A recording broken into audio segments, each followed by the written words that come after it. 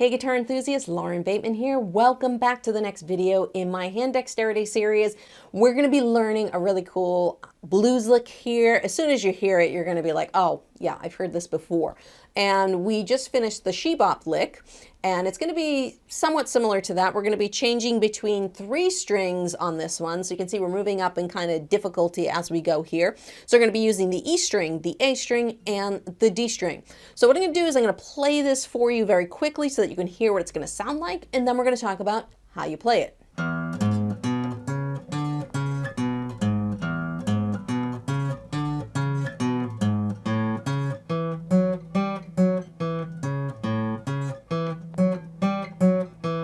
All right, so you just heard it, you probably recognized it, and now we're going to learn how to play it. So let's go in for a close-up on this lick. So the fingers we're going to be focusing on are the first finger, the ring finger, and the pinky. So fingers 1, 3, and 4. We're not going to be using our second finger. The frets we're going to be focusing on are going to be the 2nd fret, the 4th fret, and the 5th fret. So the first finger is going to own the 2nd fret, the ring finger is going to own the 4th fret, and the pinky is going to own the 5th fret. As you can see in a lot of these licks, that's what's happening. So we're starting off on the top open string here, and we're playing that open. It's going to be open 4. And then we're going to jump down to the A string, and we're going to play 2-4 with our 1st and 3rd fingers. So the first 4 notes are open, 4, 2, 4. Again, open, 4, 2, 4. And then what we're going to do, the next 4 notes, we're going to reach with this pinky to the 5th fret. We're going to go 5, 4, 2, 5, 4, 2, and then back up to the E string for the 4th fret, which is going to start that section of the lick over again. So if we start from the beginning, it's going to be open, 4, 2, 4. That's the first 4 notes of the lick.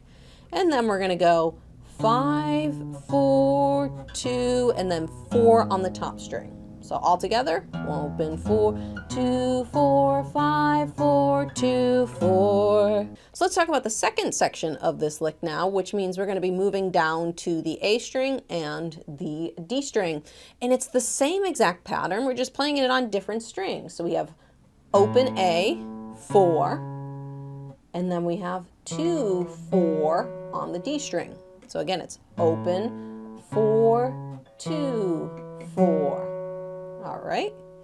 And then same thing, we're going to stretch with that pinky, 5, 4, 2, 2, and then back up to 4 on the A string. So all together, open, 4, 2, 4, 5, 4, 2, 4. Again, open, 4, 2, 4, 5, 4, 2, 4. Essentially what we would do is we repeat the first one a couple times and we repeat the second one a couple times. I'm going to throw in a little bonus here for you on the D string. So to round out this whole thing, usually you'll play over 3 chords.